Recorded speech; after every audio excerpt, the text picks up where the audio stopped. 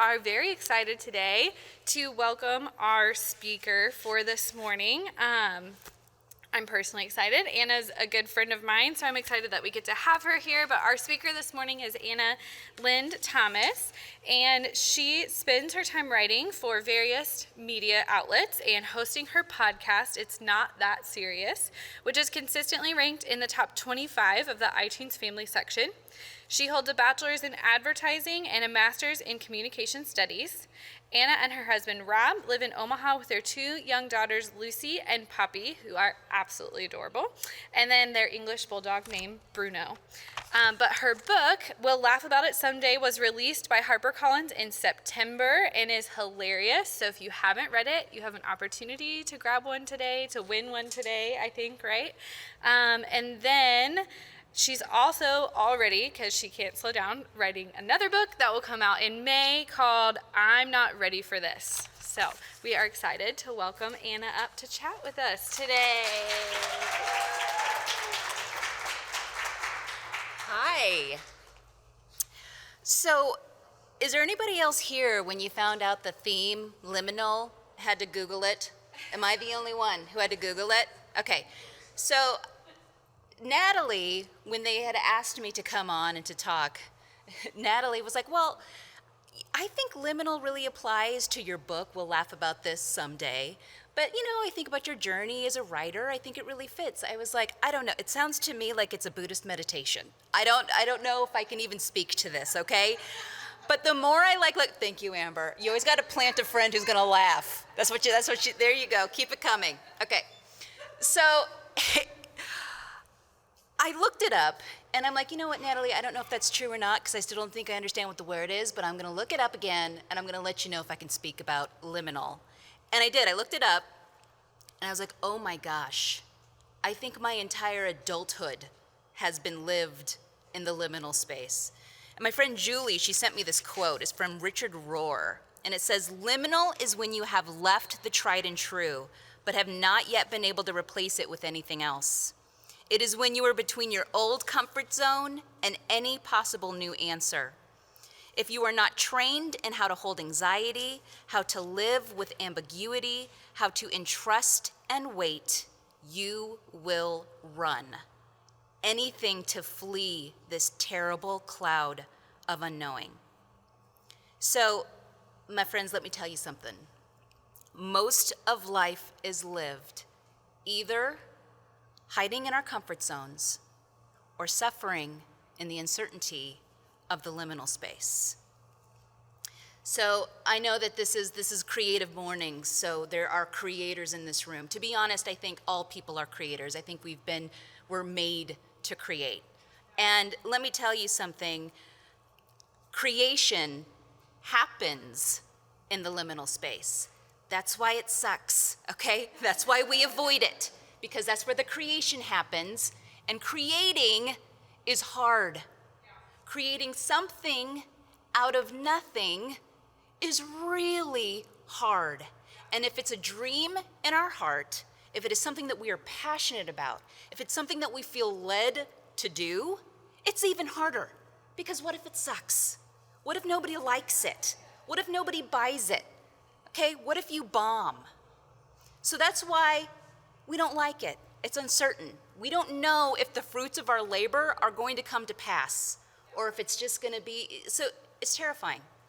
When I went to go write my first book, I sat down to a blank page.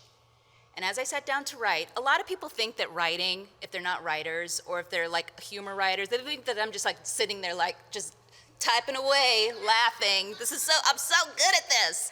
No, it is horrible.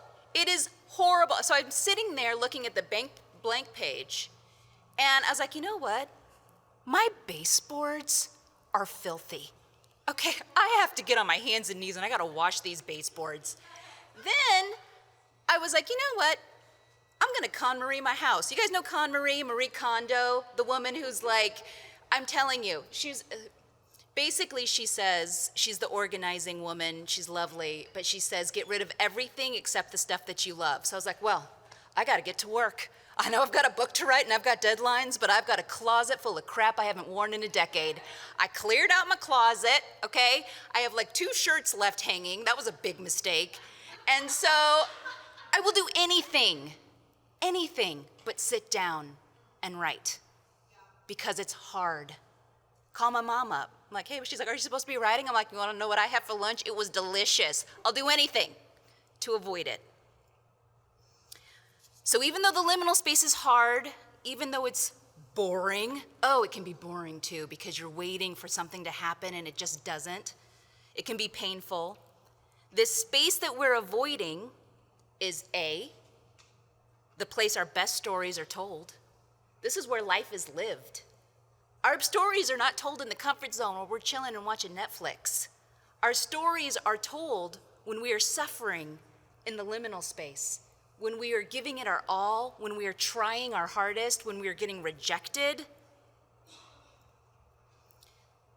It's also the place where we experience our most expansive growth. My baby girl, my daughter, has been complaining that her arms and her legs have been hurting. She's having terrible growing pains. Literally the next day it was like Hulk smash. Her shirts were like up to here, her pants she didn't fit into the shoes I just bought at Von Maur. Amber was like, take them back. I was like, she's already worn them, I can't. This is what growing pains are. It hurts, but that's how we grow. It's the only way to do it is to go through the pain of it. And growth happens in the liminal space. We can't avoid it, we can't run from it, and we can't stay in our comfort zones. It's also where we are the happiest because happiness equals progress. I think that's a Tony Robbins. I think I stole that from him, but he's right. Progress equals happiness. It's not the achievement. When I got the book deal, I celebrated for like 20 minutes. And then I got thrown into a whole new liminal space of how am I going to write the book? What if nobody likes it? Yeah. It's not the achievement. It's always the journey that is the best part. It's where we are our happiest. So we have to resist going to our comfort zones and embrace the liminal space. Because if we run to those comfort zones, we'll never experience our true potential. We will never create what we were meant to create, and we will regret it. So, instead of quitting, let's lean into it. I will tell you guys right now, I would rather suffer in the liminal space than be in my comfort zone. And so what I'm hoping by the end of my talk today, I'm going to convince you to do the same. If you've been worried, if you've been nervous about taking that leap, if you've been afraid to create this thing you want to create, I hope by the end of this talk, I have told you how terrible the comfort zone is and how amazing the liminal space is. And not that you just choose it like, well, I guess I'm just going to go suffer in the liminal space. No, but we're going to thrive in it. We're going to laugh in it. We're going to embrace it. We're going to delight in it. We're going to have a good time, and we're going to actually look forward to it. Okay? So, a little background of my story. Ever since I was a little girl, I thought I was going to be a writer. And I remember being in elementary school, walking into the kitchen. My mom was at the sink. She was doing the dishes. And I said, you know, Mom, I think one day I'm going to be a published author. And she stopped the faucet and she goes, really, babe? And I go, yeah, but I bet everybody feels that way. And she goes, no, I don't think very many people feel that way at all, okay? I think you're like pretty rare here. And how old are you? 7? This is weird. Okay. I had just always had this feeling that I was going to be a published author, but life moves on. And when I went to college, I was going to get my degree in English, but I thought I'll have to be a teacher if I get my degree in English. So I went to advertising, hated advertising, hated it. Nothing like you always think you're in New York with like a power suit and a briefcase and you're like loaded. That's not how it goes. And so I kind of had a little bit of a midlife crisis and I went to Chico State, California, in Northern California. I worked at a university. I worked and I lived on campus. It was really satisfying work. And I really made a big impact in students' lives. And so I wanted to become a counselor, or at least I thought. I got my master's degree. And here I was working on my master's degree, and I was about to get my PhD. And all of my mentors, like the director, even the president of the university, they were like, haven't you ever just thought you should be a comedian? I was like, what? I am like pouring my heart out into this thesis to transform lives, and you want me to like go down to open mic night? No, I have invested into this. But when he said that, I thought to myself, but I always have wanted to be a humor writer. So this is about 10 years ago. My husband and I moved back to Omaha to be near my family. And I was going to get my PhD to become a counselor. And this is when blogs were like really taking off, and everybody had their own personal blog, and people were getting like famous overnight. And I was like reading their personal blogs, and I was like, this is it? This is how easy, I could do this in my sleep. So I asked my husband, I said, would it be okay? Now mind you, he was a nurse, and he was in school to be a nurse and working as a CNA. And I said, can I take a year off to pursue this? And like an idiot, he said yes. Was he even paying attention to our finances? That was like the worst decision of our lives, but he let me do it. We figured out a way, we had some savings. So I start writing, and I build this website. I wanted to create this platform because I knew if you create a platform, it'll help you get an agent. And my website was it was a funny website for women called Ha-Has for Hoo-Has. And I made a choice that every Thursday I was going to write a funny story. That was my commitment. An essay, something. And a Thursday was coming, and I didn't know what I was going to write. And my mom was like, why don't you write that one story of when you like farted on your date with Rob? Now, so then I went home. I was like, oh, good idea. So I went home, and I wrote a story about when I farted on a date with my husband. Now, who here has actually read the fart story? You can read. Not very many people. Okay, listen, it's in the book. It's in the book. I released it to nobody. I think my friend like invited a bunch of her church friends to like pity like me on Facebook. Literally no one was following me, but one woman I had met 2 weeks prior who had kind of a decent following shared it, and I went so viral that it shut my website down for almost a week. Millions upon millions of people were reading my story, and people were telling me, I honestly don't even think it's that funny. People were like, I went to like an alternate universe. I was laughing so hard. One woman was afraid she couldn't breathe. I was like, ladies, it is not that hilarious. Okay, get it together. But people were loving this story. I mean, they were just cry laughing. And I was like, man, I made it in 3 months. This is amazing. I knew with millions of people reading me, I thought for sure I was going to get an agent, I was going to get a book deal, somebody was going to come ask me if they wanted to make a movie out of it. And so I was just waiting. I just knew that was going to happen any day, that I was just favored, that I was just meant for this. And so 4 long months passed. And by the way, the fart story is in my new book, so if you want to know what all the hubbub is about, it's in there. 4 long months pass, and then something happens. It's called nothing. Nothing happened. Nobody cared. The internet moved on. No agent wanted a book deal with me. No publisher wanted to publish me. Nothing happened, okay? And I went into the liminal space for a decade. My entire 30s were in this miserable place of writing to people who didn't care, writing to like 3 people who were like pretty good. Okay, suffered in there for a decade. I was in there for so long that I thought God forgot me in there. I thought God was like, where's Anna? Isn't she supposed to be like a published author by now? Oh no, I've left her in the liminal space.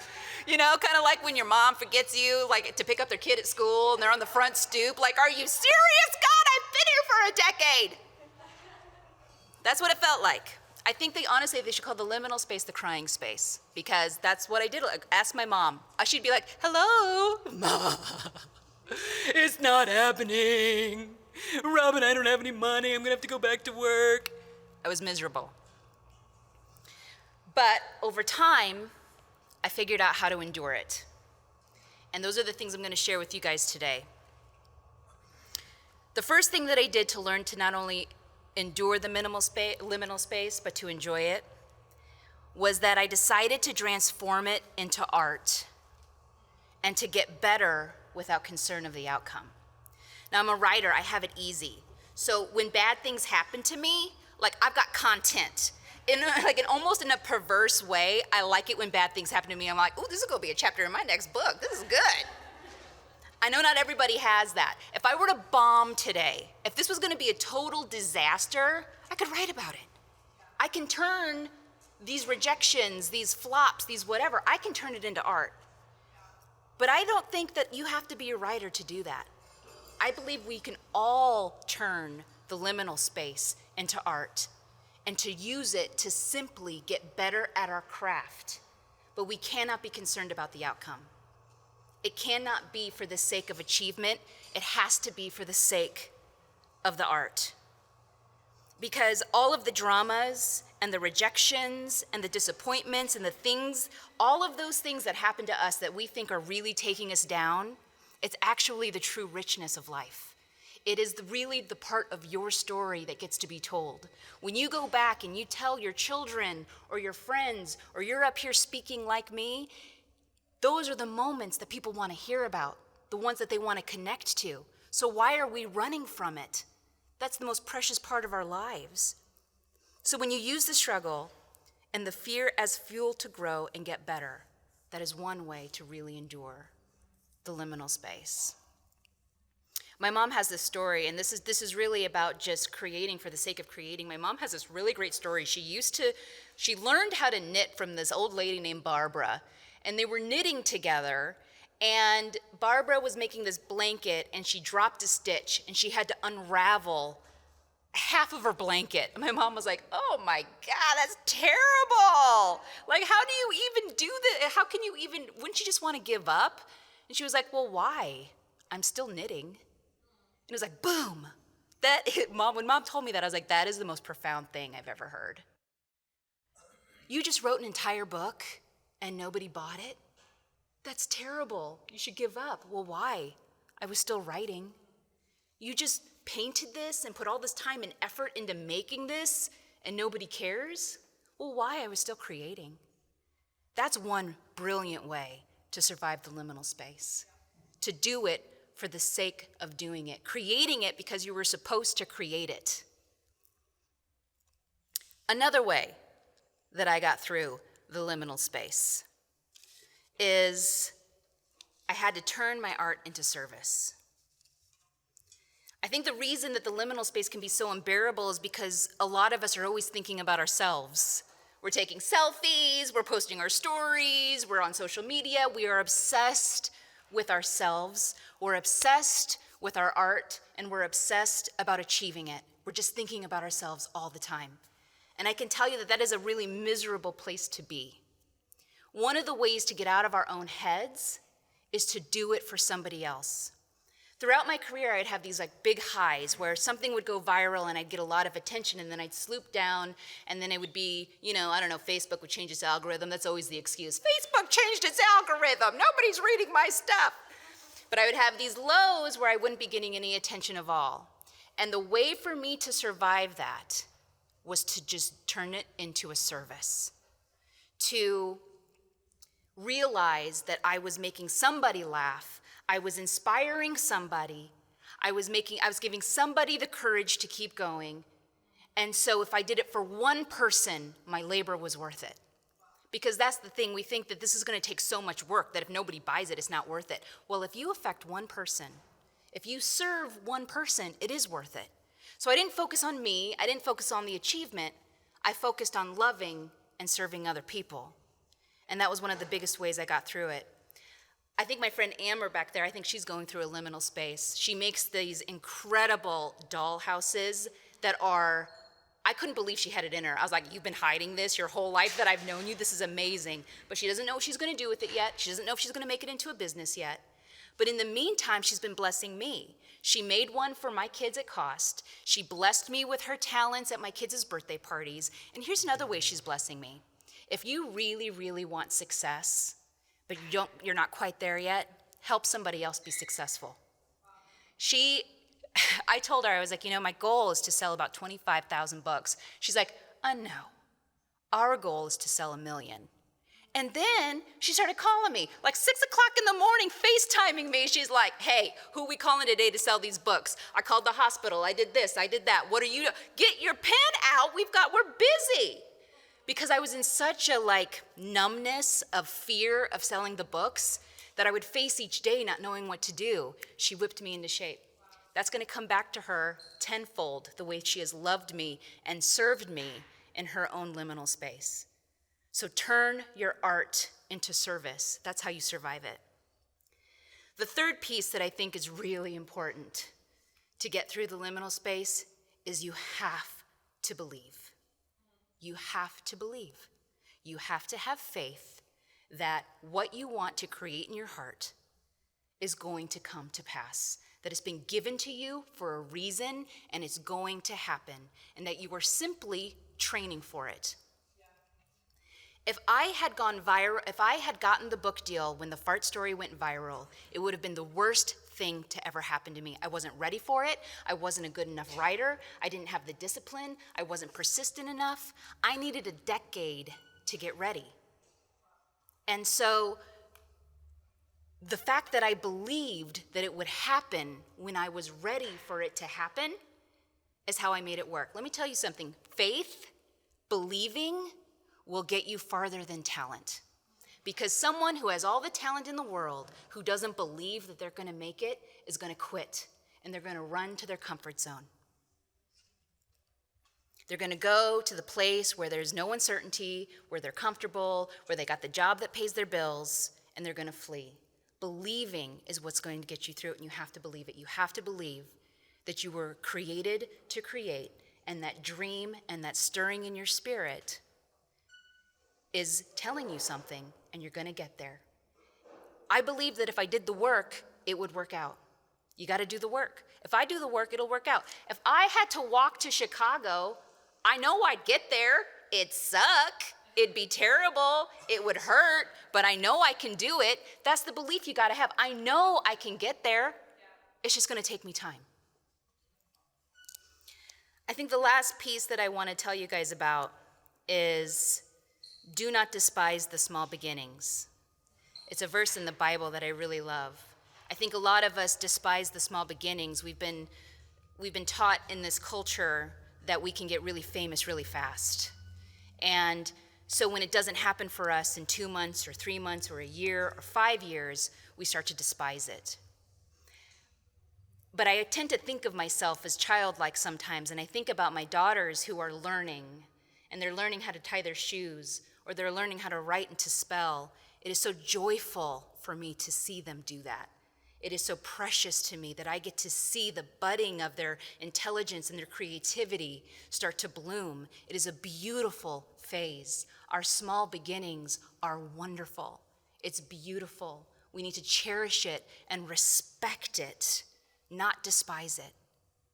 Because I don't know about you guys, I'm not looking to be like a 15 minutes of fame like TikTok star because something went viral. I don't care if I have millions of followers. I'm here for the long haul. I'm here to create stuff that matters. I'm here to create things that make a difference in people's lives. And I'm gonna show up and I'm gonna write the best freaking book I can. And that's not gonna take a little flash in the pan, viral, whatever. It's gonna take hard work. It's going to take suffering. And it's gonna take hustling in the liminal space, not giving up, staying there until you've created what you wanna create and you've reached the place you wanna reach. And when you get there, guess what? Go ahead and celebrate for another day, but you're gonna get thrust into another liminal space. After I got my book deal, I enjoyed it, but now I'm in a whole other place of unknown. I don't know how many books I'm going to sell. I don't know if I'm going to get another book deal. I don't know what's going to happen. But I believe in my heart, I know what's going to happen, and so I'm just gonna keep going. I'm not gonna buckle under the pressure. Amber's gonna call me up at 6 o'clock in the morning, FaceTiming when I don't have my makeup on. Nobody looks worse than me on FaceTime. I don't know what it is about FaceTime. I'm like, geez, is that what I look like today? She's gonna call me up. She's gonna get my butt in gear, but I'm gonna keep going. I'm not gonna buckle under the fear. I'm not gonna go back to my comfort zone. So, that's what I want. I hope I've convinced you not to flee from the liminal space, not to go to the comfort zone. The liminal space is where we get to focus on our growth, we get to focus on creating, and we can enjoy it. We get to focus on loving and serving others, and it's a place where we believe. We can make it fun. It doesn't have to be miserable. We can look forward to it. You can have adventures. When I was writing my second book, it was so hard. I had reached a new level of writing, and it was so difficult. I went to Chicago for a week. My friend had a loft. He let me stay there. I had an adventure. Make it fun. We don't have to be miserable. Make this time of creating fun. Don't worry about the outcome, and believe you're going to get there. And I hope that I've convinced you to get out of the comfort zone if you're in there, to resist it at all cost, and to really embrace the liminal space. I'm just going to close by telling you guys we are the writers of our destiny. We are writing the best story ever told right now. It's our life. Your life is the best story ever told. And my sister, she owns this planner company. It's called Planner Perfect. Her tagline is write a better story. If you don't like the way your story is right now, if this is a really boring chapter, write a new one. You can do it at any time. If we're true, if we're authentic, if we use our lives for the service of others, it will be a beautiful story no matter what. It'll be hilarious. Okay, my whole book, We'll Laugh About This Someday, is proof that the liminal space is ridiculous and hilarious. Your story is going to be one of the best stories. It's going to be a story you tell your children, your grandchildren, a story that gets passed down from generation to generation, but we have to be willing to suffer in the liminal space. And like the premise of my book, We'll Laugh About This Someday, if we can just learn to lighten up a little bit, not take ourselves so seriously, if we can learn to laugh, I promise you we won't be suffering at all. We'll be having a blast. So, thank you guys. Thank you to Natalie and Kim for inviting me. Thank you to Creative Mornings and all of the crew. And thank you to the Sistine Chapel for hosting. This has been great. Thank you.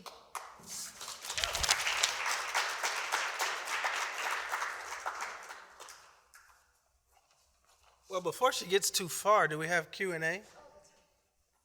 Profound subject matter. Keith is not in the liminal space. Go. Yes. Right in the third one. You say uncomfortable experiences help you write better chapters, essentially. So how far are you willing to go to make that third book overshadow the first? That's a really good question.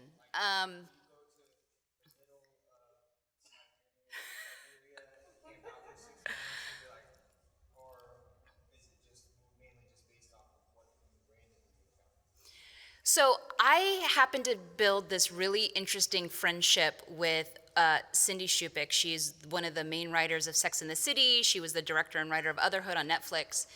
And so I had just got done reading her book, and so I asked her, I was like, do you embellish your stories to make it funnier or more interesting? And she's like, no, life is funny enough. See, this is the weird thing. It doesn't have to get crazy. The mundane of life is very interesting. The trials that we just like totally brush off are really interesting if we can really dig deep into them. I don't have to create something wild and crazy to make a story out of it. Every single day that I live my life, something kind of happens, and it's stuff that we brush off and don't really like dig deeper into. But there's a lot of really good stuff there.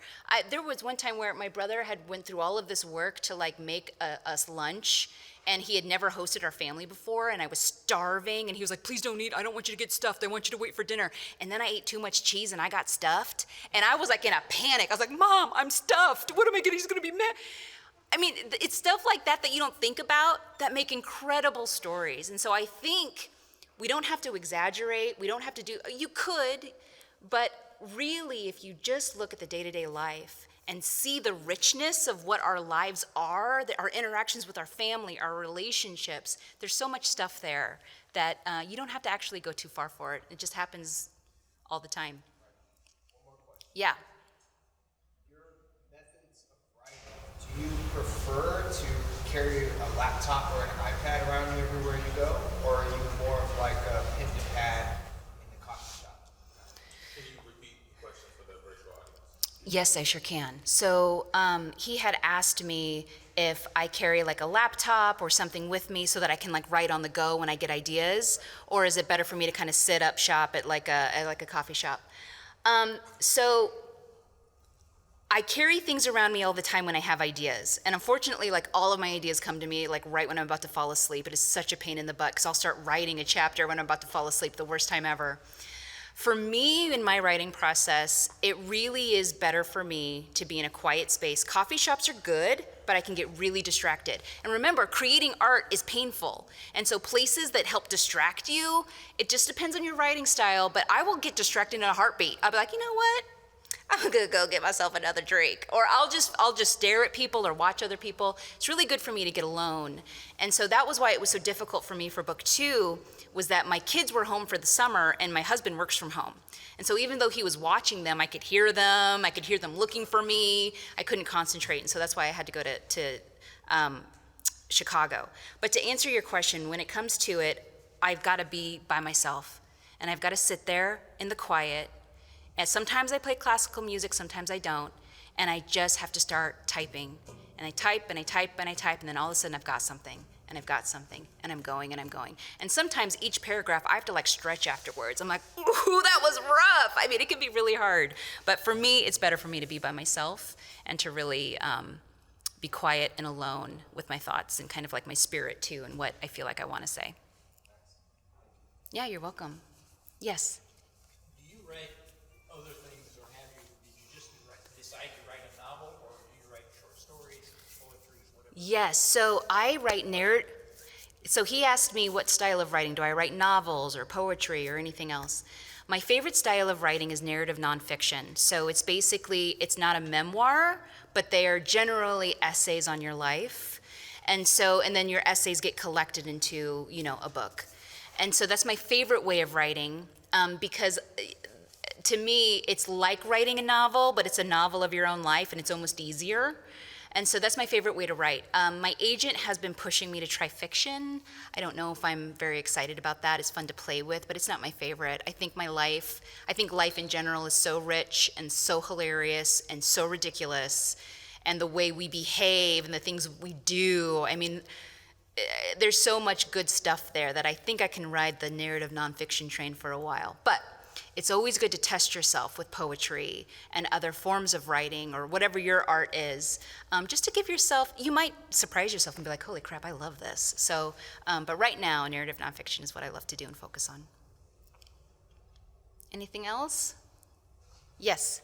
How do you know when it's time to quit a project? And I'm not talking about like ad agency, oh, I hate this, like something that you once loved, but maybe you're like in that spot where like, do I keep going? Is this just a trial that I need to try harder, or is it really time to just quit and like live in that liminal space and that uncertainty and let something else come through? I think you've confused me for Tony Robbins. I do not know how to answer that. She just asked me, how do you know when you're pretty much done with a project, and how to when to be done and how to move on? For me, this is really difficult because I think everybody struggles with this, and that's the hardest part, right? But I think deep down you know when you're done. And the only thing that's holding us back is that we're afraid of our finances. We're afraid of practical matters. And so I don't think it's smart to be like, you know what, I'm gonna quit my job and live in poverty to go for this. We've got to be smart about things. But I think we know when we know. And we're able to say to ourselves, I'm just afraid of this, I'm afraid of failure. So for me, I know when I'm done with something, when I get very excited about the idea of something else. And it just doesn't leave you alone, and you want to do it, and then you're suffering. So maybe you have this one job, but you really want to shift, and you're suffering because you don't have time to do that other thing. And so that's always a sign to me. If I'm suffering so bad and I can't get this out of my mind, it's time for me to just do it. So I think for everybody, it's a real personal answer, but overall, you know. And you know when you're making excuses because you're afraid. And so you have to ask yourself, like I've asked you guys, would I rather be in the comfort zone where I'm not growing, where I'm bored and dissatisfied, but at least I know that it's certain and I know I'm gonna get a paycheck every week and it's gonna be this?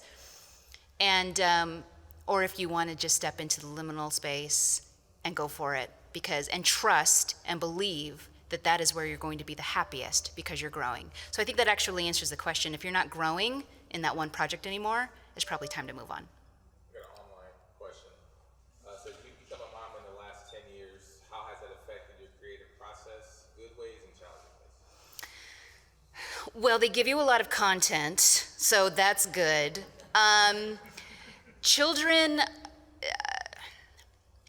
My children come first, and so the way it becomes challenging is that you have to be able to figure out, when am I going to write, when am I going to be creative, while also being there for my children. So that means there were times where I woke up at 5 o'clock in the morning before they woke up. But then they heard me, and then they were like waking up at 6. I was like, oh, I couldn't win.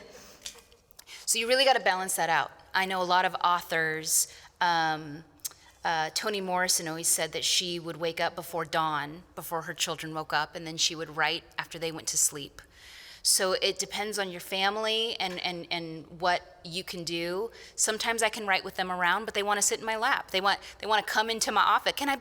I'll sit in your office with you, but I'll be quiet. Yeah, right. And I fall for it every time. I'm like, all right, baby, come on. Thinking we're making a memory. They're driving me crazy. So it's managing it like anything else. The thing about creativity and creation is it tends to get put into the back burner. We don't respect it like a regular job. And so sometimes it's about creating those boundaries too, and making sure that you get away and you get the work done. But at the same time, being flexible for your babies. Yes, Amber. Who am I writing for? Oh, so you're gonna ask me the hard question, are you? I'm writing for, my demographic is typically women. I'm writing for people who need a good laugh, who are taking that. I think we live in a culture right now where we take ourselves really seriously, and we're suffering because of it. And so I want to help women laugh at themselves by laughing at me, and helping them to realize that it's just not that serious, that we're going to get through it, that you're going to get through it, and the things that are the most horrific things that could ever happen to you ended up being some of the best things that happened to me. Farting on a date with my husband, worst thing that ever happened to me. And I've married him. Okay, I wrote a book around it. So, hey, not so bad. So I want to help people to realize that it's not that serious. We'll be okay. We can lighten up. We can laugh at ourselves. And we can turn all of the really tough things in our lives into art. And then we can turn it into our own story and make it an amazing story. So anybody who needs to hear that, that's who I'm writing for.